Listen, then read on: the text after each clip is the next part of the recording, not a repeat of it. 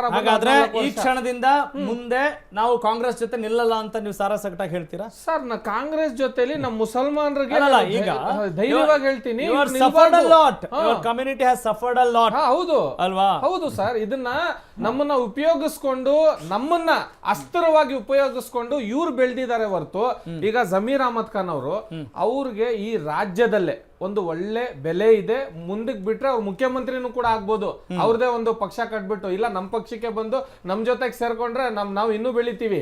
ಯಾಕಂದ್ರೆ back support ಅಂತೂ ಇದ್ದೇ ಇದೆ, ಫ್ರಂಟ್ ಇಂದ ಸಪೋರ್ಟ್ ಆಗ್ಬಿಟ್ರೆ ಇನ್ನೂ ಬೆಳಿಬಹುದು. ಬಟ್ ಈ ಪೊಲಿಟಿಕಲ್ ಸ್ಟ್ರೆಂತ್ ಎಲ್ಲಿ ಗಂಟ ನಡೀತದೆ ನಿಮ್ದು?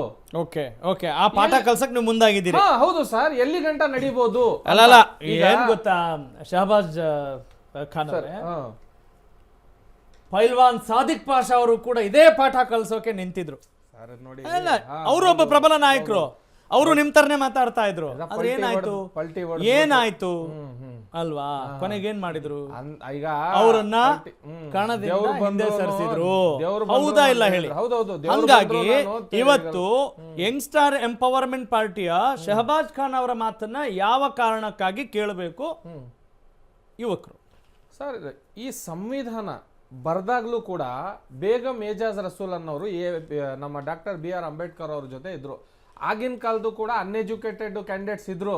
7 ಜನದ ಕಮಿಟಿ ಆಗಿದ್ದು. ಆ ಟೈಮಲ್ಲಿ 5 ಜನ ಇಲ್ಲಿ ಗಂಟ ಕಾಣಿಸ್ಕೊಂಡಿಲ್ಲ. ಅವ್ರು ಯಾರೋ ಅಂತ ಪುಸ್ತಕದಲ್ಲೂ ಓದಿಲ್ಲ ನಾವು.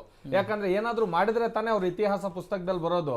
ಅಂಬೇಡ್ಕರ್ ಅವ್ರ ಜೊತೆಯಿಂದ ಹಿಡಿದು ಬೇಗಂ ಏಜಾಜ್ ರಸೂಲ್ ಇವತ್ತಿನ ಕಾಂಗ್ರೆಸ್ ಅಲ್ಲಿ ನಡೀತಾ ಇರುವಂತ ಮಹಿಳೆಯವ್ರ ಮೇಲೆ ಇವ್ರಿಗೋಸ್ಕರ ನಾವು ಮುಸಲ್ಮಾನರು ಕೆಲಸ ಮಾಡಬೇಕು, ಹೋರಾಡಬೇಕು, ಈ ಪಕ್ಷನ ಬೆಳೆಸ್ಬೇಕು, ಇಲ್ಲಾಂದ್ರೆ ಬಿಜೆಪಿ ಅವ್ರು ಬಿಡಲ್ಲ, ನಿಮ್ಗೆ ಹಲಾಲು ಹಿಜಾಬು ಅಂತ ಕೇಸ್ಗಳಲ್ಲಿ ನಿಮ್ಗೆ ಸಿಗಾಕಿಸ್ಕೊಬಿಡ್ತಾರೆ, ಒಂದು ಭಯ ಇರಬೇಕು.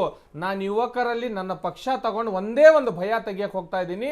ಪ್ರತಿ ಒಂದು ಪಕ್ಷ ನಿಮ್ದೇ ಪಕ್ಷ, ಅದು ಪಬ್ಲಿಕ್ ಆಕ್ಟ್ ಅಲ್ಲೇ ಕಟ್ಟುವಂತ ಪಕ್ಷ, ಇದು ನಮ್ದಲ್ಲ ಅದು ನಿಮ್ದಲ್ಲ ಅಂತ ಭಯ ಅನ್ನೋ ಹುಡ್ತಾರಲ್ಲ, ಇದು ಭಯ ಬಿಟ್ಟು ನಿಮ್ಮ ಮನಸ್ಸಲ್ಲಿ ಸಂವಿಧಾನವನ್ನು ಬಂದ್ರೆ ಈ ಭಯ ಸತ್ತೋಗುತ್ತೆ. ಅವಾಗ ಕಾಂಗ್ರೆಸ್ ಫೇಲ್ ಆಗುತ್ತೆ.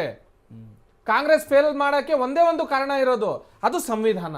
ಇವರು ಆಲ್ಮೋಸ್ಟ್ ಅನ್ಎಜುಕೇಟೆಡ್ MLAsಗಳು ಈಗ ಅಲ್ಲಿ ಹೋಗಿ ಸ್ಟೇಟ್ಮೆಂಟ್ ಕೊಡ್ತಾರಲ್ಲ, ಜಮೀರ್ ಅಹಮದ್ ಖಾನ್ ಇದನ್ನ ಸೋಲ್ಸಿದ್ರು ಅಂತ ಹೇಳಿ. ಈಗ ನೀವು ಹೇಳಿದ್ರಲ್ಲ ಸಾದಿಕ್ ಪೈಲ್ವಾನ್ ಪಲ್ಟಿ ಹೊಡೆದ್ಬಿಟ್ರು ಅಂತ, ಈ ಬಿದ್ರು ಗಿರಿ ನಾಲ್ಕು ಮಟ್ಟಿ ನೈಲಗಿ ಅಂತಾರೆ ನಮ್ಮಲ್ಲಿ. ಹಂಗಂದ್ರೆ ಬಿದ್ರು ಕೂಡ ಅದು ಒಂದ್ ಪಟ್ಟು ಅಂತ ಹೇಳ್ಬಿಡ್ತಾರೆ ಪೈಲ್ವಾನ್ರು. ಇದು ಒಂದ್ ಪಟ್ಟು ಗಂಡ್ಲ ಅಂದ್ಬಿಟ್ರೆ ನಾವೇನ್ ಅನ್ಕೋತೀವೋ ಇದು ಒಂದ್ ಇರ್ಬೋದು ಅಂತ.